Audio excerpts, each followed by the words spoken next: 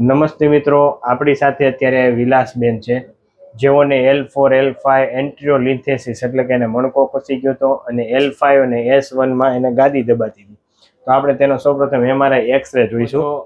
આ વિલાસબેનને L4 L5 માં ગાદી પણ દબાઈ છે અને L5 S1 માં પણ ગાદી દબાઈ છે અને માઇલ્ડ એન્ટ્રીઓલિન્થેસિસ આપ જોઈ શકો છો, એટલે કે મણકો ખસી ગયેલો છે.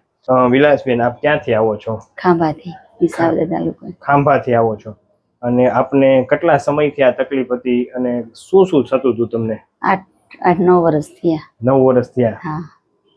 શું તકલીફ કેવી થતી? 9 બહુ વર્ષ જ આમ ઉઠાય નહીં, બેહી ગયા પછી હલાય નહીં અને સુવાય નહીં, એવું બધી તકલીફ બહુ હતી.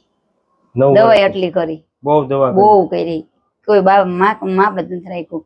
દેશી એટલી કરી ને ઓલી એટલી કરી. એમ બહુ દવા કરી. આમ થાતું હતું શું તમને? એમ દુખાવો જ એવો થતો હતો કે હવે એમ થાય કઈક એમ થાય કે હવે જીવવું જ નથી, એટલી દુખાવો થતો. એવો દુખાવો થતો? બહુ દુખાવો. અત્યારે બહુ સારું છે. એમ અત્યારે તો કામે ઘણું કરું. અને તમને ઓપરેશન નું કેવું કઈ કીધું? હા, ઓપરેશન નું કીધું હતું, બહુ કીધું હતું. ઓપરેશન ફરજિયાત કીધું હતું. અત્યારે કેમ છે? અત્યારે બહુ સારું છે, અત્યારે દુખાવો જ નથી. એમ.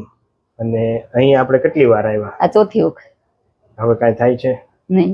હાવ રેડી થઈ ગયું? રેડી. સરસ. લ્યો, તો આ વિડીયો YouTube માં મૂકી શકીએ?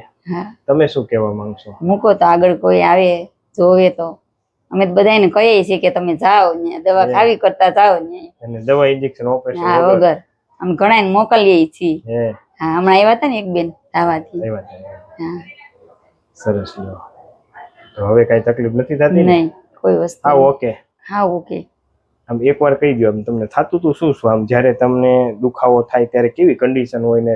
અતિશય એવો દુખાવો ને પગ એટલો આમ મોજો ચડી જતો ને પગ તો ઉપડતો જ નહીં. બેહી ગયા પછી ઊભું થવાને આમ ભીત પકડીને હાલતી. ભીત પકડીને ચાલતા? હા, સવારે ઉઠીએ ને તો આમ હલાય નહીં. અત્યારે તો થોડું. સરસ. તો હવે કાંઈ થતું નથી? નહીં. સરસ. Thank you.